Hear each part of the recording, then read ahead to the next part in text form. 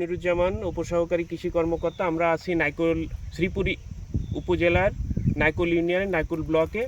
আমরা একটা ফল বাগানে আসছি।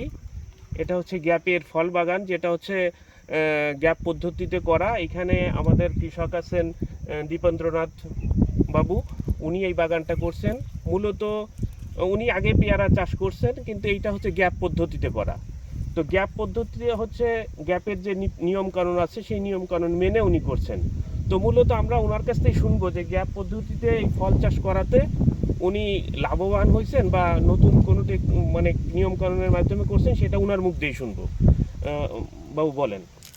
আসলে আগে আমরা পেয়ারা চাষ করছি, তখন ফলনটাও অন্যরকম হতো, একরকম পেয়েছি। এখন আমি গ্যাপের আন্ডারে পেয়ারা চাষ করছি। এখানে আমার সব মাটি টেস্ট করা হয়েছে, পানি টেস্ট করা হয়েছে, এবং টেস্টের পরিবর্তে চাহিদা অনুযায়ী কীটনাশক ব্যবহার করতেছি এবং পানিটা সেই পরিমাণে ব্যবহার করতেছি। তাতে আমার গাছের চেহারা ভালো হচ্ছে, গাছে ফল বেশি আসতেছে এবং আমার ফলনও বেশি। এবং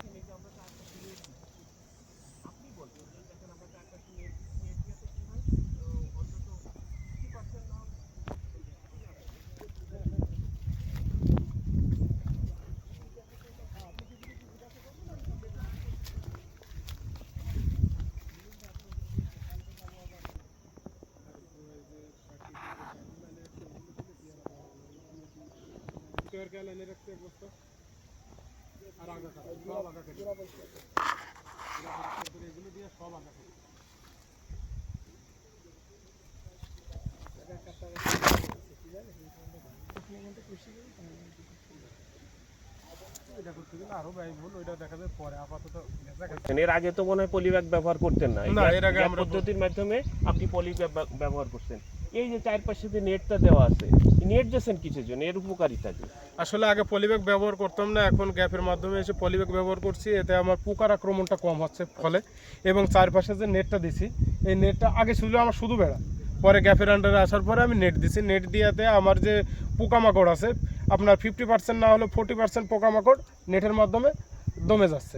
এবং আর যে পোকামাকড় আসতেছে, এইগুলো আমি আপনার জৈব বালাইনাশক আছে, জৈব আপনার ছত্রাকনাশক আছে, গ্যাপের মাধ্যমে। এই স্কুলের কথা বলবে, ওই কৃষক এর থেকে কোনো প্রশিক্ষণ পাইছেন কিনা, বা কৃষি অফিস থেকে আপনার কোনো সহযোগিতা করছে কিনা, সে ব্যাপারে কিছু বলেন। হ্যাঁ, গ্যাপের থেকে আমি ট্রেনিং পেয়েছি কৃষি অফিস থেকে, শ্রীপুর উপজেলা কৃষি অফিস। এবং ওই ট্রেনিংয়ের মাধ্যমে আমি এই যে ফেরোমন কিছু টপ পেয়েছি, তারপর আপনার কিছু এই যে কি হচ্ছে, এগুলো বিভিন্ন ধরনের ক্ষতিকর পোকা চিন।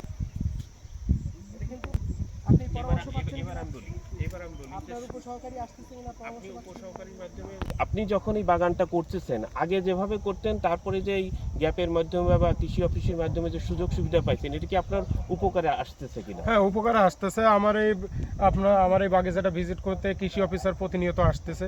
ওনার মাধ্যমে আমি বিভিন্ন সময় বিভিন্ন রোগ বুঝতে পারতেছি, বিভিন্ন পরিচর্যা দিতে পারতেছি, এবং সব ধরনের সুযোগ সুবিধা আমি কৃষি অফিস থেকে পাচ্ছি। তো এখনো তো মনে হয় আপনি ফল সংগ্রহ করা শুরু করেন না, এখনো শুরু করিনি। এখন যে ফলটা সংগ্রহ করবেন, সংগ্রহ করার পরে আমাদের অফিসিয়ালি ভাবে বলা হয় যে গ্রেডিং করা। আপনি একটা ফল, সব ফল তো এক ধরনের হবে না, কোনোটা বড় হবে, কোনোটা ছোট হবে, কোনোটা হালকা পোকা হবে। এই গ্রেডিং করার পরে তারপরে আপনি করবেন। জি, সর্বোপরি আমরা যে গ্যাপের যেটা করতেছি, এটা কি আসলে কি লাভবান হওয়া সম্ভব? এটা লাভবান হওয়া সম্ভব, এবং এটা আপনার বিশুদ্ধ ফলও পাওয়া সম্ভব। হ্যাঁ, মানে কীটনাশক মুক্ত। এই বাগান থেকে যে আপনি ফলটা পাবেন, এটা শুধু পুষ্টি সমৃদ্ধ এবং নিরাপদ।